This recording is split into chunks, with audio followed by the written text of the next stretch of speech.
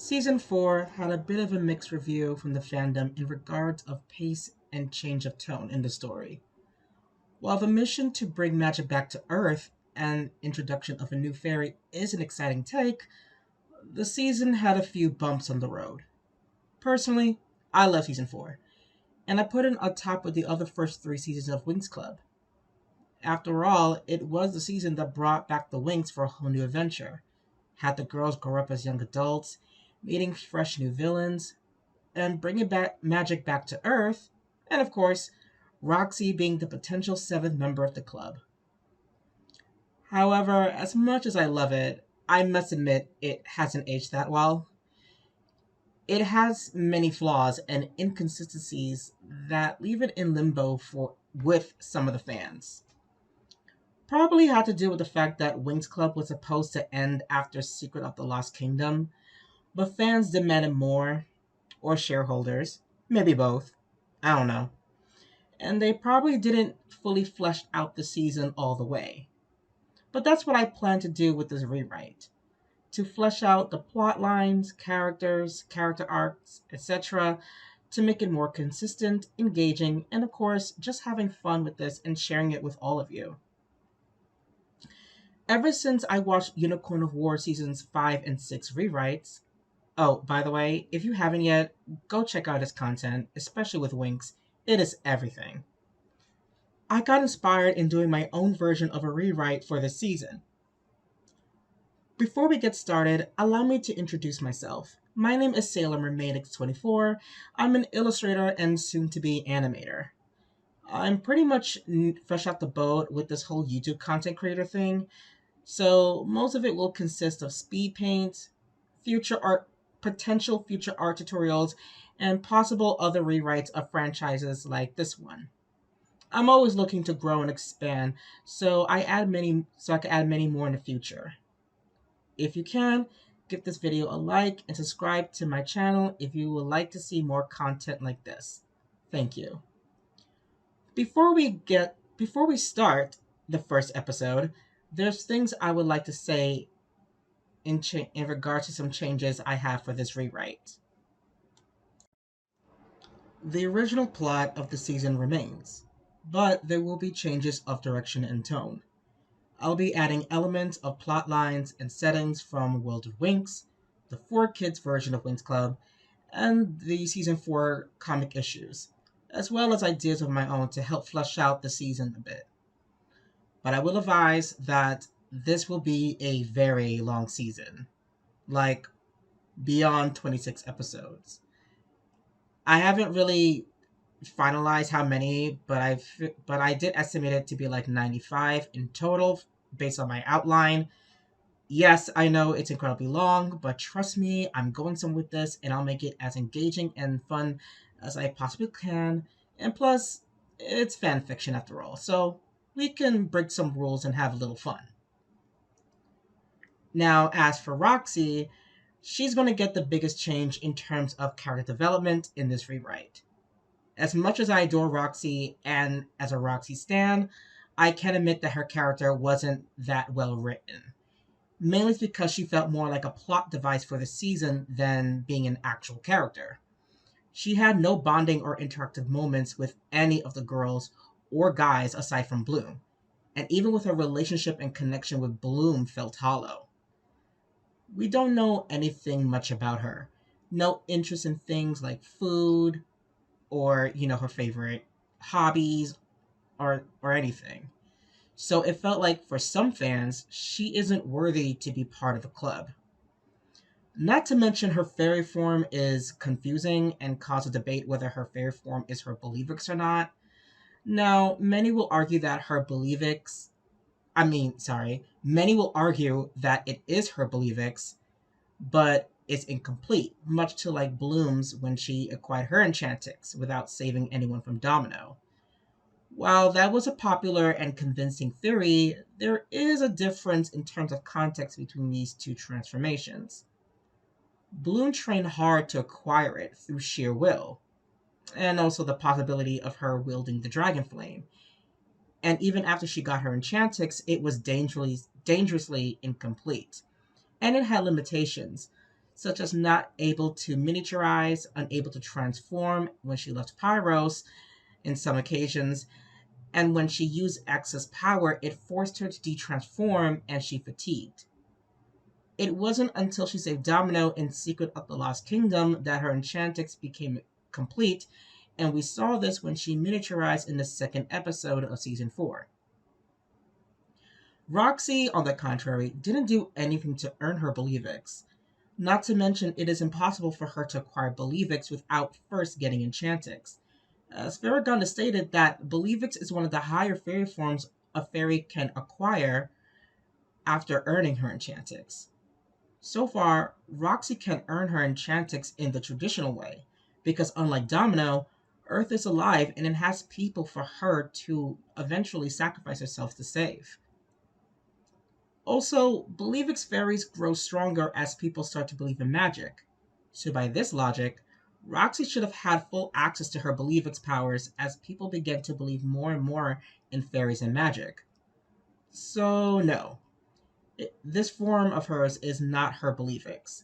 It's her basic fairy form, but it's mixed with Believix aesthetics for marketing purposes and to make her look like she's part of the club without sticking like a sore thumb. But this made her feel like she's stuck in limbo in terms of her transformation.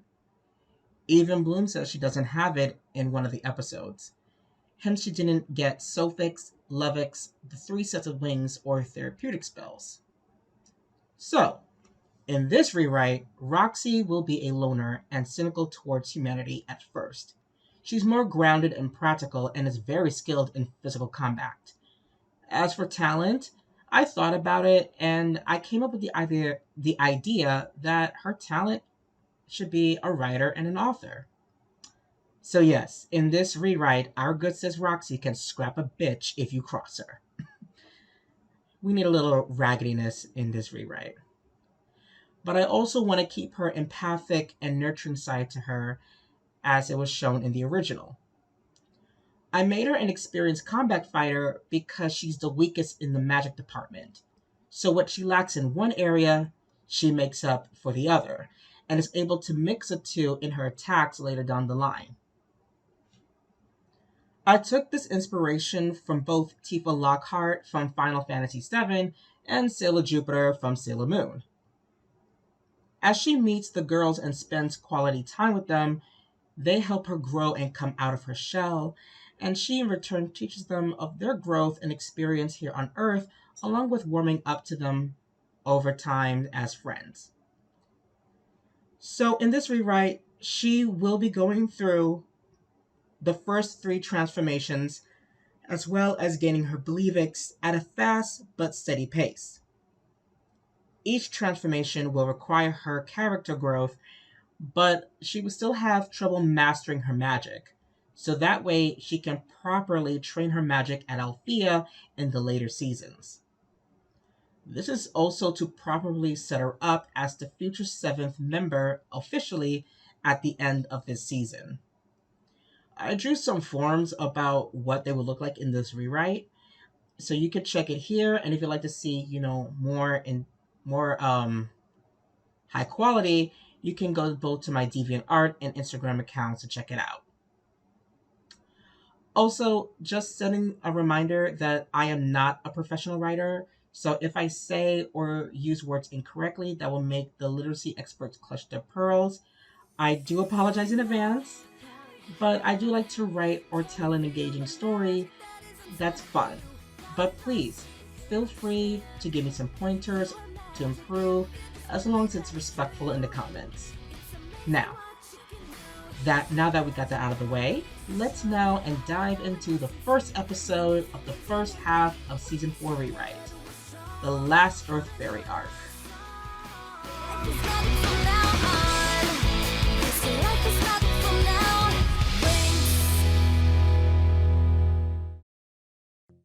Episode 1, The Fairy Hunters.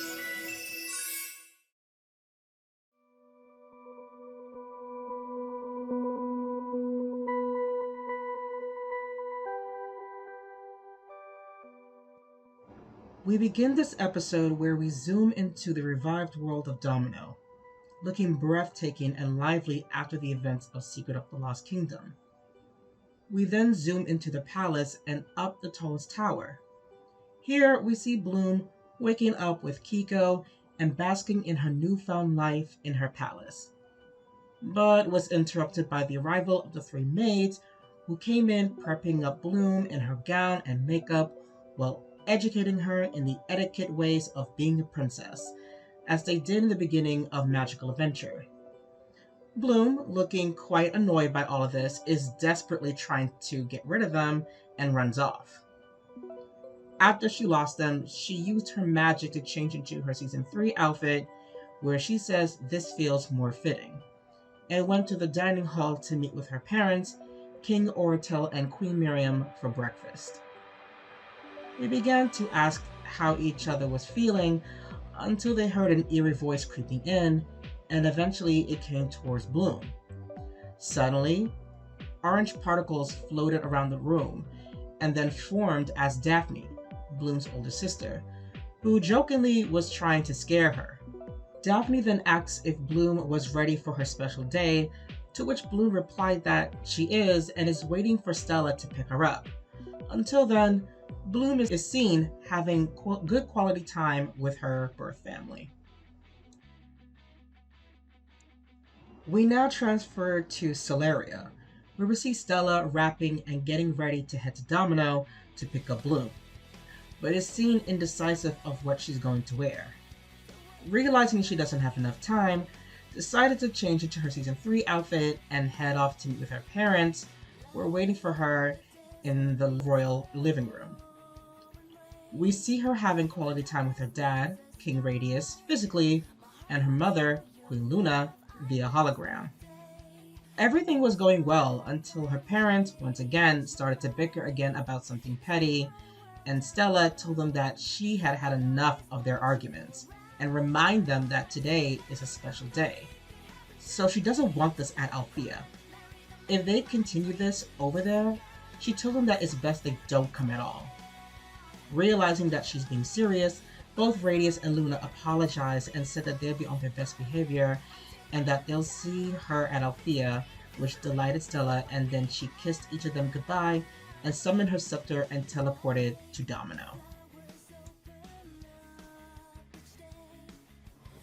Stella finally arrived at Domino, where one of the guards announced her arrival. Bloom was incredibly ecstatic to see her best friend again, and began to catch up and formally greeted Stella to her family. After a bit of chatting and catching up, Stella reminds Bloom that the other girls are waiting for them, and they must make haste. Bloom understands, then kissed her family farewell, and told them that she'll see them at Alfea. Stella then summoned her scepter and began to teleport to get the other girls in their respective homeworlds. We now transfer to Alfea, where we see Flora with Miele, her younger sister, and helping her with her magic, expressing how proud she is of her. Miele went to hug and thank her big sister, saying that it's because she has an awesome teacher, which made Flora blush. Their parents, Alicia and Rhodos, came outside to see what their daughters were doing. Miele was being praised for her progress of her magic, and as well as Flora for teaching her. This caused both girls to giggle a bit. But then Elisa reminded Flora that it's the big day today and should get ready. To which Flora stated that she's aware and has everything packed and is now waiting for Bloom and Stella, who, in the nick of time, teleported in front of them. Bloom and Stella rushed to hug Flora, and she then introduced them to her parents, to which Bloom and Stella said it's a pleasure to finally meet them, and Flora's parents saying the feeling is mutual. Then Miele ran up to them and gave them both a hug, which both Bloom and Stella were delighted to see again. Flora then gave her family hugs and kisses, and went with the other girls, saying that they'll see them at Alfea, and then they transported to a next realm.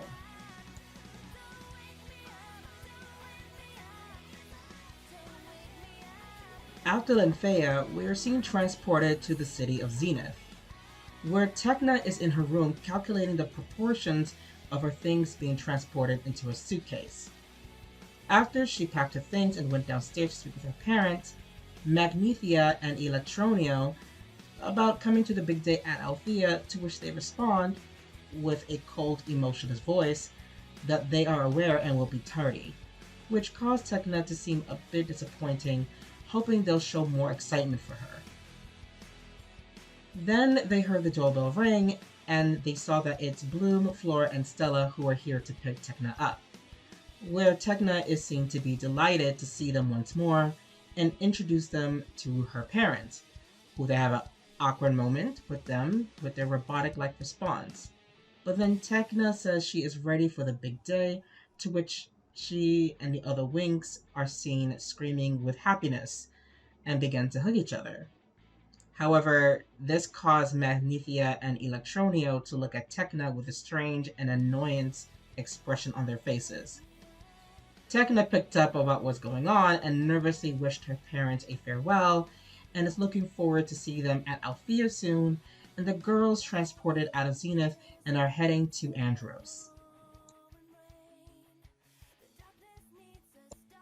We then transported and zoomed to the Palace of Andros, where we see Aisha and Nabu sitting on the steps that lead to the Ocean of Andros, hanging out with her cousins Tressa and Nereus, catching up and just taking an awe on how pristine and beautiful the world is once more after the defeat of Valtor. Tressa expressed how excited she is for Aisha and wish she can physically come to Alfea, but a holographic call shall suffice. Aisha expressed how nervous she is. After everything that she and the Winx have gone through, this is by far their most challenging aspect yet. Nabu states that Aisha will be just fine, and she's going to do her greatest. And just before they lean in with a kiss, we see that Aisha's parents, King Terador and Queen Niobe, walking down the stairs with the girls, who then went in for a group hug and then even hugged Nabu and Tressa, who both are delighted to see them again. Aisha then introduced the Winx to her other cousin, Nereus, who the girls took as smitten by his incredibly good looks. Aisha and Nabu laughing and giggling, and teased them that they promised they won't tell the guys. Before they were about to leave, we see that the Mermaid Queen, Ligeia, and her husband, King Neptune, along with their other son, Tritanus, identical twin brother of Nereus, but he seems to have a bitter streak about him, and is clearly shown he doesn't want to be here. Ligeia is delighted to see the Winx once more and thank them for saving her home and family, to which they replied that it's no biggie and they'll do it again if she or any others need their help. Stella interjects saying that she's delighted to see everyone again, but they really must be going, and that Musa is waiting for them. Aisha says she's right, and then summons her things and kissed her family and Nabu goodbye until they see them again at Alfea. Nabu says if she wants, he can accompany with her, to which Stella jokingly says that as much as she adores him, this is a girls-only trip. Stella then summons her scepter and transported the girls from Andros to Melody.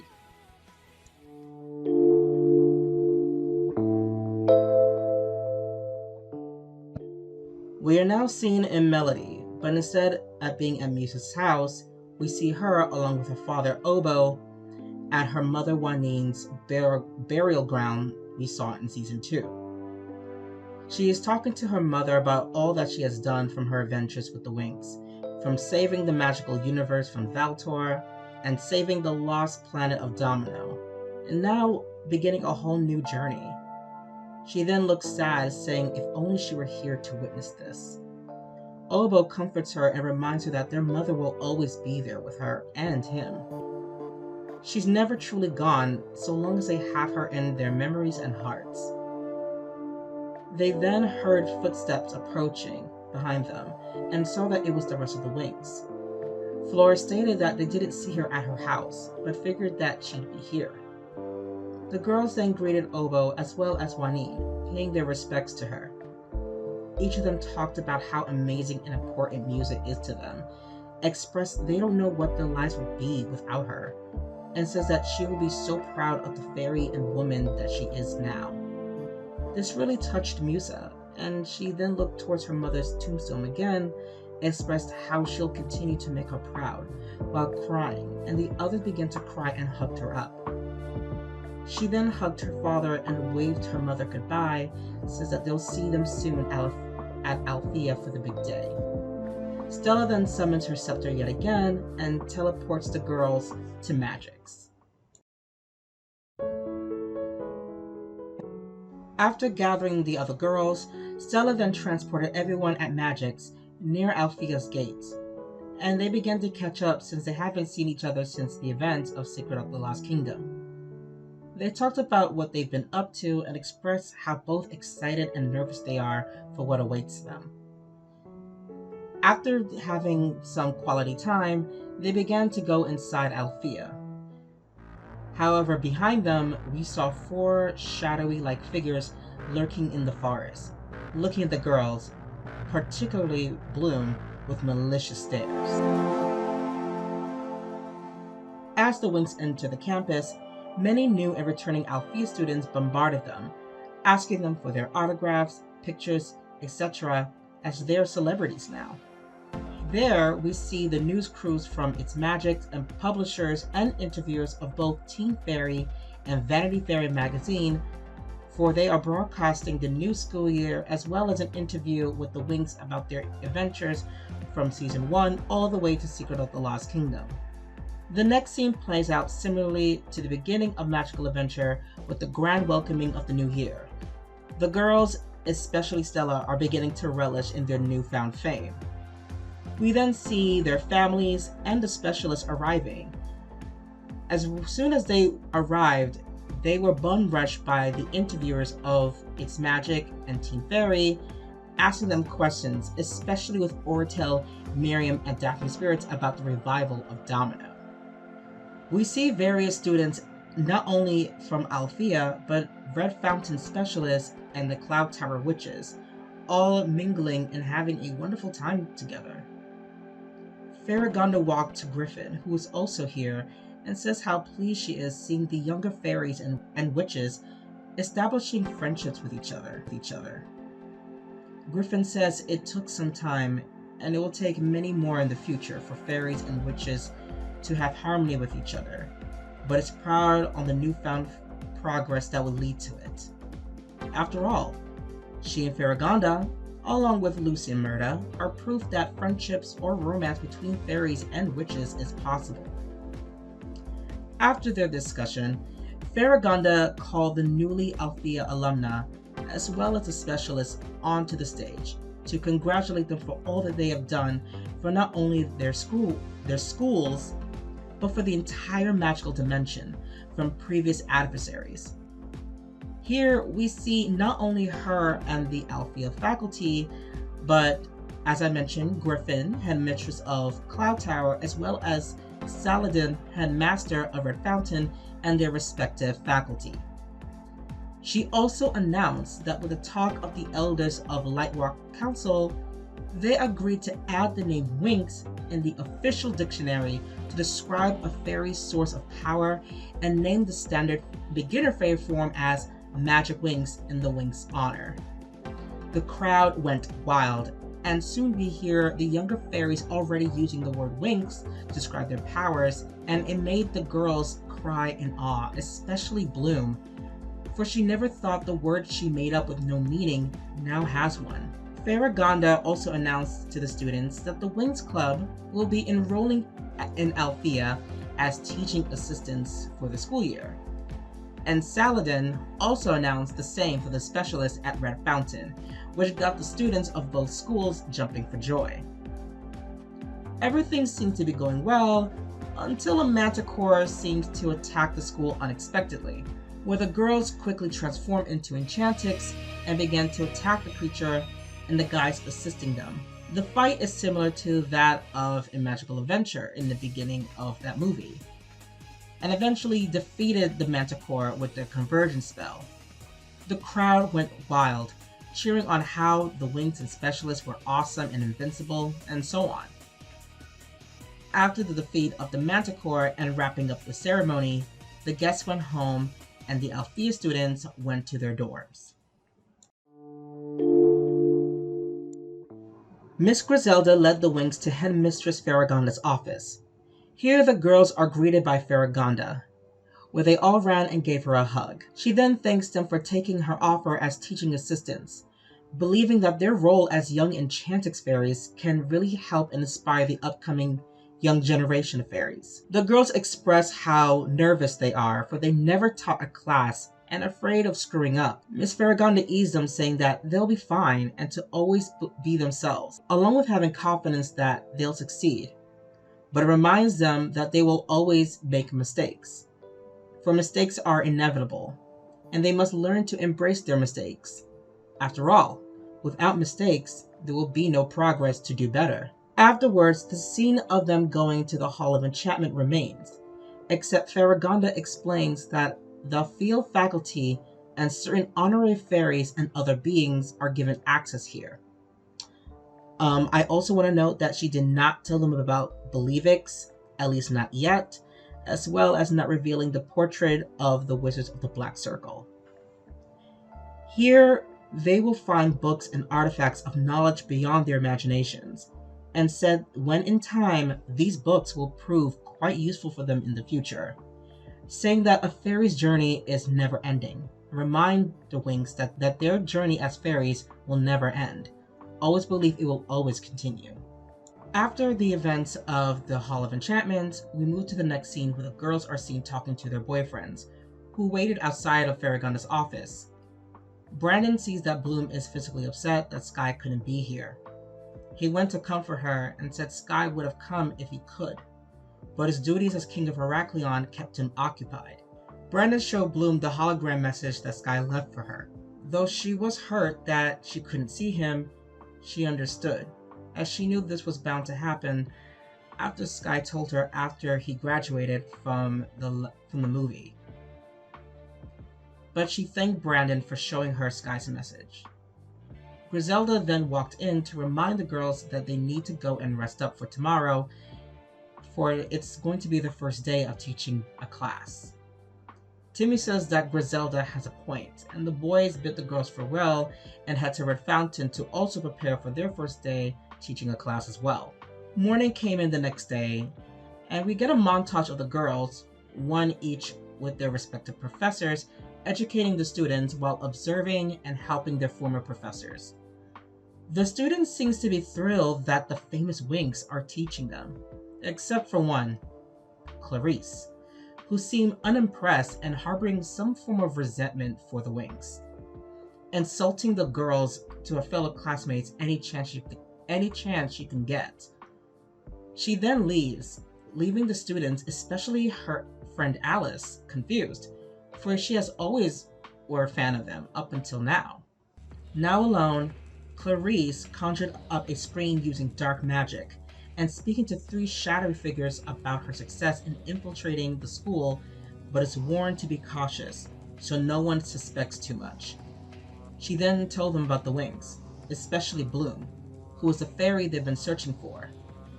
Note that the Clarice imposter didn't stay long enough to learn that Bloom says how she found out she was born in Domino after believing she was born and raised on Earth. After classes were done for the day, Farragonda announced to everyone to the assembly hall. There, the Winx and their professors told them that they have a special surprise for them in the courtyard tomorrow to display the awesomeness of what Enchantix can really hold. Afterwards, the Winx went to their rooms in the teachers' wings and began to share their first experience as not only teaching assistants, but celebrities as well. As exciting as it is, they don't feel they're up for the task for being teachers or handling this celebrity life. However, Griselda and Farragonda, who overheard them, told them they did well on their first day, and says teaching is never easy, but it's rewarding at the end. And despite having more experience than their students, teachers themselves are still learning about new things in life as well. It's all part of everyone's journey, as Farragonda told them back in the Hall of Enchantments. Later that night, while the whole campus is asleep, Clarice tried sneaking into the teacher's wing to find Bloom alone. She eventually did, and before she was about to conjure up a spell, She's been caught, scolded, and received detention by Griselda for sneaking out at night, who was alerted by her monitor of a student sneaking out in the middle of the night. The next scene pretty much stayed the same from the teaching course in the courtyard. All the students gathered to see a demonstration on what Enchantix's powers can fully display, with Bloom, Flora, and Aisha as volunteers. Clarice snuck past everyone and placed an explosion bomb inside one of the courses, and then secretly placed a box inside Alice's backpack. Bloom and Aisha were successful in their demos, but when it was Flora's turn, Clarice once again snuck past everyone and used her dark magic to activate the bomb.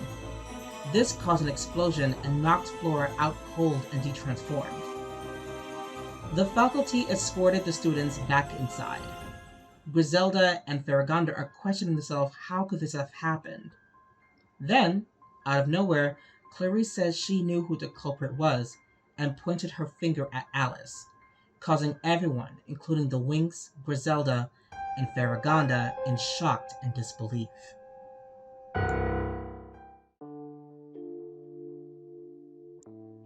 We zoom down into the hospital wing, where Flora is recovering and asks what happened, and the others explain the explosion and said that Alice is the cause of it. Transferring to Farragonda's office, we see Tecna analyzing the box that is found in Alice's backpack and has the same residue as the bomb that exploded. Allison began to cry and pleading that she didn't do it and that she's been framed. Farragonda says that she's not sure whether to believe her or not, for the evidence seems to be pointing to her.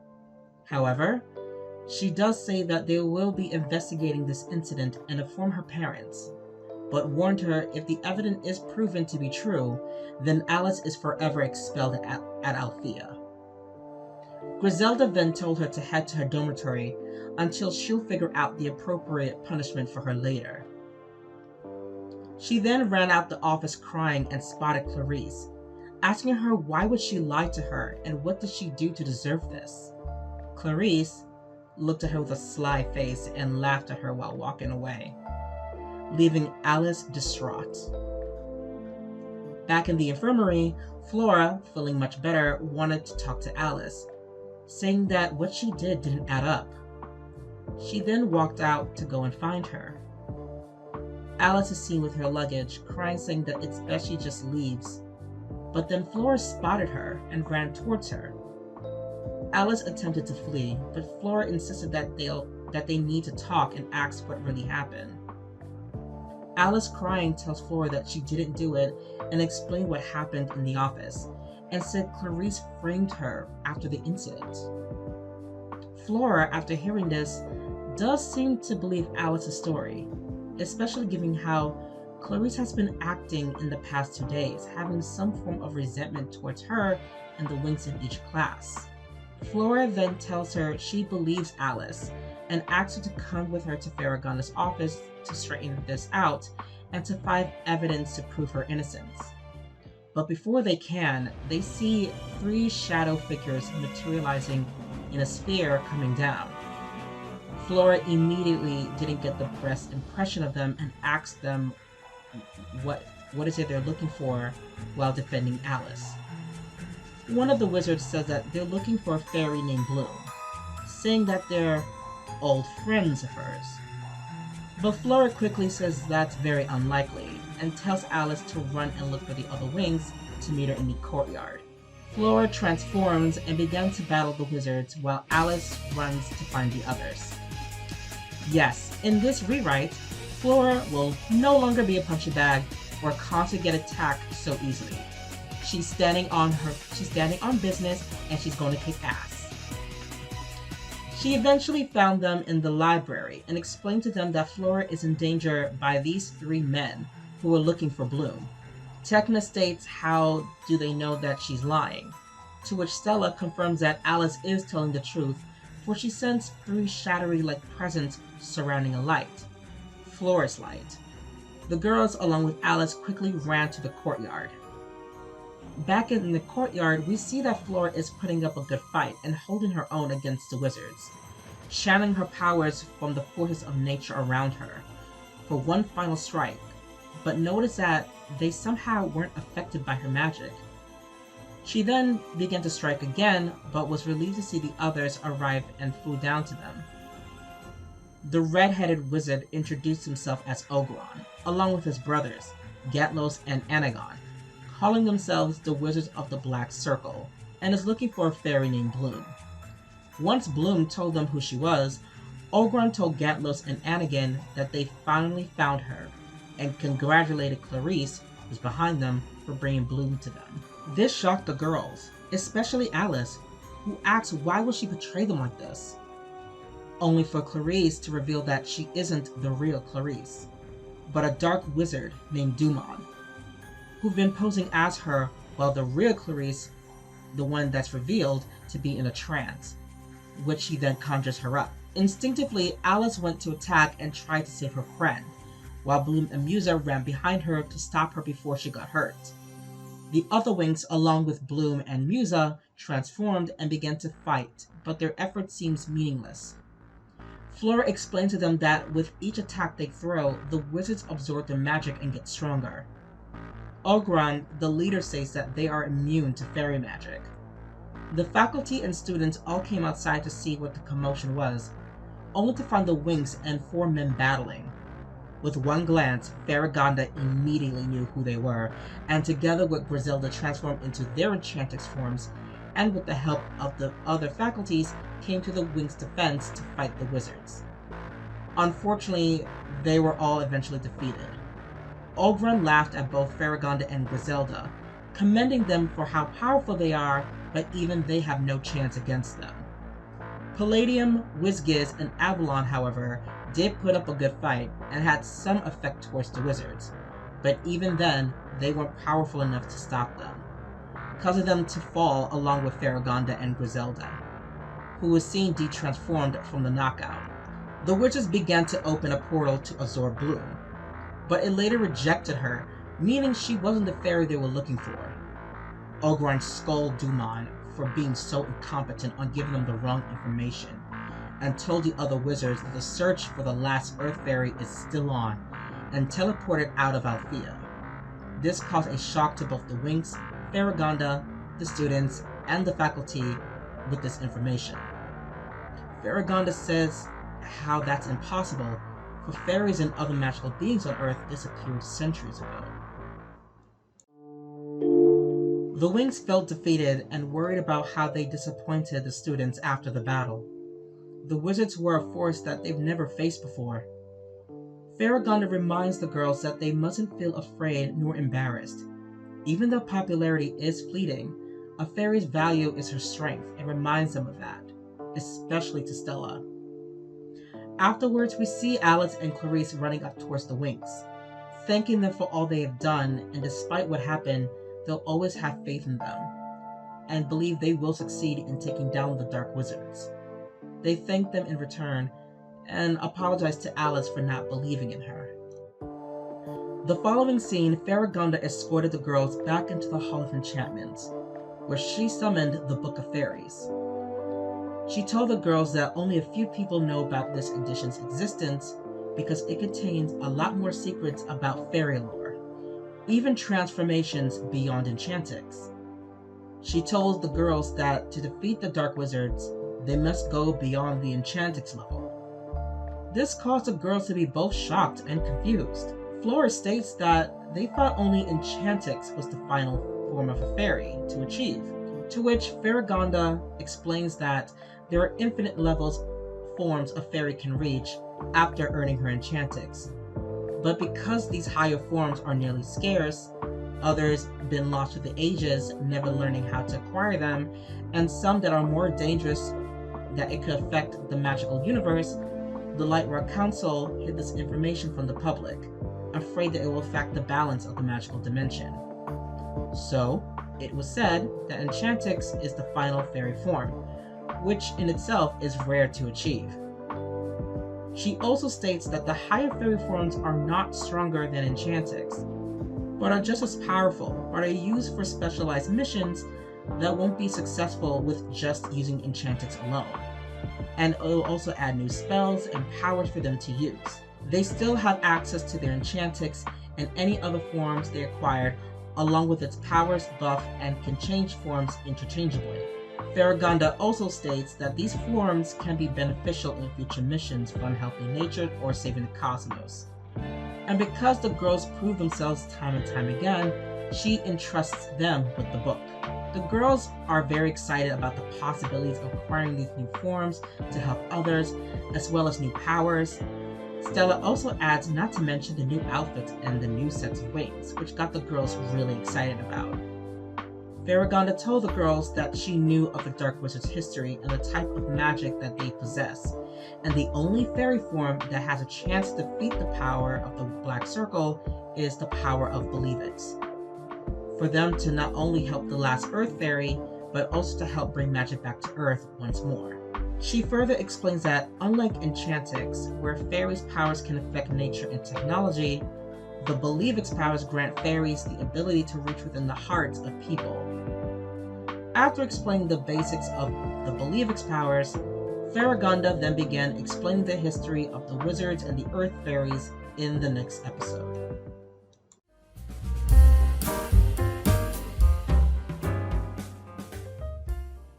Okay, so that is the first episode of part 1 of my Winx Season 4 rewrite. Again, I do apologize if I sound a bit weird with the audio. I'm not used to recording myself nor making a video, but I do promise that I will get better at it over time. As of now, I'm currently working on episode 2, as well as I have episodes 3 to 14 of part 1 already typed out and planning to record those as well. And I'm also in the process of writing down part 2 of the Believix arcs.